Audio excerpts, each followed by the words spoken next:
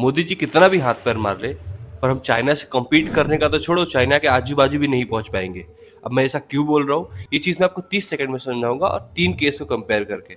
जो है करप्शन का, जो अभी आपको स्क्रीन पे 3 करप्ट ऑफिसर दिख रहे हैं, ये चाइनीज ऑफिसर्स हैं, और इनके ऊपर एलिगेशन था 7 करोड़ का, 400 करोड़ का, इसके अराउंड ही समथिंग था। अब ट्रस्ट करो, इनको विद इन 6 मंथ फांसी की सजा दी जाती है। और सेम करप्शन का केस मैं इंडिया से कंपेयर करता हूँ, और इंडिया के जज क्या बोलते हैं वो आप जब सुनोगे तो आप शॉक हो जाओगे।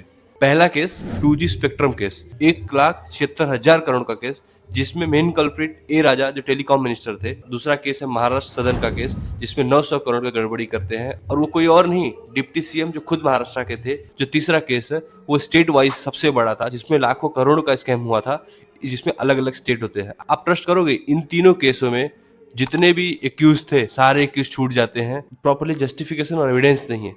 तो आप समझो कि जस्टिफिकेशन एविडेंस किस चीज का नहीं है। मतलब इवन सीबीआई अगर जस्टिफिकेशन उनको नहीं दे पा रही है, तो शायद उनको जस्टिफिकेशन नहीं, कुछ और ही चाहिए। इस देश की लाचारता तो देखो, एक 100 रुपए के केस में किसी इंसान को 39 ईयर अब जेल में रखा जाता है, और उसके बाद उसको बाइज्जत बरी कर दी जाती है।